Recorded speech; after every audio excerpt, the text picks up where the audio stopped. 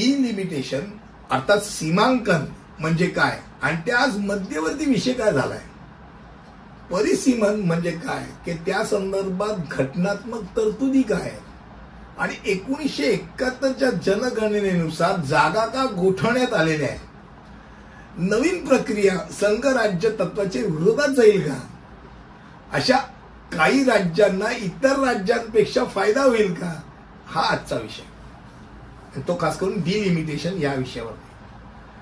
परिसीमन म्हणजे डिलिमिटेशन म्हणजे लोकसभा आणि विधानसभेसाठी प्रत्येक राज्यातील प्रादेशिक मतदारसंघांच्या जागेंची संख्या आणि सीमा निश्चित करण्याची प्रक्रिया.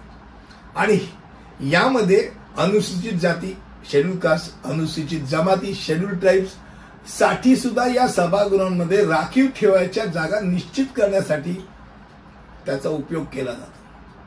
आता राज्यघटनेच्या कलम 82 आणि 170 मध्ये अशी तरतूद आहे की लोकसभा म्हणजे संसद सदस्य, खासदार आणि राज्यातील विधानसभेच्या म्हणजे राज्य विधानसभेचे सदस्य म्हणजे आमदार यांच्या जागेची संख्या तसेच प्रादेशिक मतदारसंघामध्ये त्याचे विभाजन प्रत्येक जनगणनेनंतर पुन्हा समायोजित केले जाईल.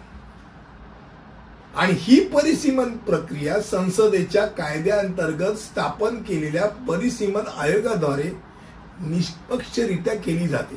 ही प्रक्रिया 1951 ला झाली, 1961 ला झाली आणि 1971 ला झाली. जनगणनेत या 3 वेळेला प्रक्रियेमध्ये जे काय बदल झाले ते मी तुम्हाला सांगतो. 1952 साली म्हणजे 51 ला जेव्हा ही जनगणना झाली, 52 साली स्वातंत्र्यानंतरचा पहिला सीमांकन सराव झाला ज्यामध्ये एकूण खासदार होते 494. 1961च्या जनगणनेनुसार 1963 साली राज्यांच्या पुनर्रचनेनंतरचं पहिलं सीमांकन होतं आणि त्यात 1961 सालच्या जनगणनेनुसार खासदारांची संख्या 522 झाली आणि आमदारांची संख्या 3771 पर्यंत वाढवली. बऱ्याच राज्यांमध्ये विधानसभा या झाल्या त्यामुळे 3771. त्यानंतर आलं 1971चं जनगणना आणि 1971च्या गणनेनुसार 1973 साली लोकसभा जागांमध्ये खासदार 522 वरनं 543 वरती संख्या वाढ झाली आणि 71च्या जनगणनेनुसार आमदारांची संख्या 3997 झाली. आता 2002 ला लोकसभा जागांमध्ये किंवा विविध राज्यातील त्यांच्या वाटणीत कोणताही बदल केला नाही आणि 2001च्या जनगणना खासदार 543 वरनं 543 झाले होते ते तेवढेच राहिले आणि आमदार 4123 झाले. विविध नॉर्थ ईस्टच्या राज्यांमध्ये विधानसभा त्यांचे आमदारांची संख्या वाढली. आता 2026च्या संविधानातील 84व्या दुरुस्तीनंतर 2002 मध्ये 2026 नंतर जन्मलेल्या पहिल्या जनगणनेच्या आधारे सीमांकन करायचे. हा फार परावलीचा भाग आहे.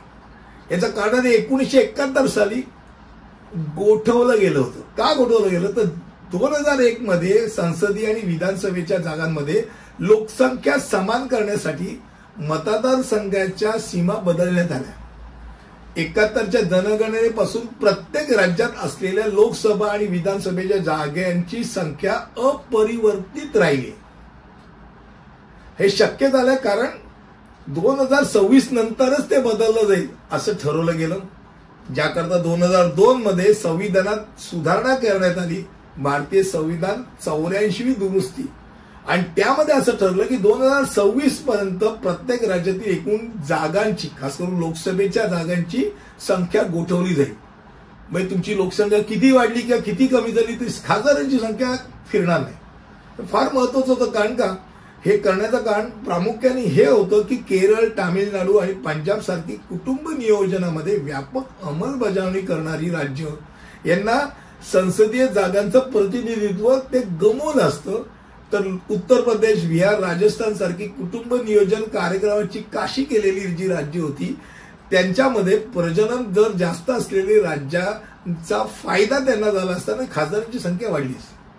आणि हेच कारण आहे की 2026ला डिलिमिटेशनच्या वरती सुद्धा आत्ताही तेच बोंबाबोंब चालू आहे की आमच्याकडे कुटुंब नियोजन खूप चांगल्या तऱ्हेने राबवलेलं आहे, त्याचा आम्हाला फटका का देता, तीच खासदार संख्या तीच गोठवलेली राहावी असा प्रयत्न खास करून खालची जी साऊथची जी राज्य आहेत, केरळ असेल, तामिळनाडू असेल, कर्नाटक, ही राज्य खास करून त्याकरता मागणी करतायत. मला वाटतं कमी शब्दांमध्ये डिलिमिटेशनचा अर्थ, डिलिमिटेशन हा विषय काय एवढा आत्ताच बोंबाबोंब करायला सुरुवात झाली, कारण आता 2025 आहे. 2026च्या जनगणनेवरती जर आत्ता काही निर्णय नाही झाला तर त्यावरती लोकसभेत खासदारांची संख्या वर खाली होणार आहे. आणि झालं तर मग परत जिथपर्यंत गोठवलं तिथपर्यंत गप्प राहणार. पुढच्या व्हिडिओमध्ये असंच काहीतरी नवीन घेऊन तिथपर्यंत हिताच थांबतो. धन्यवाद.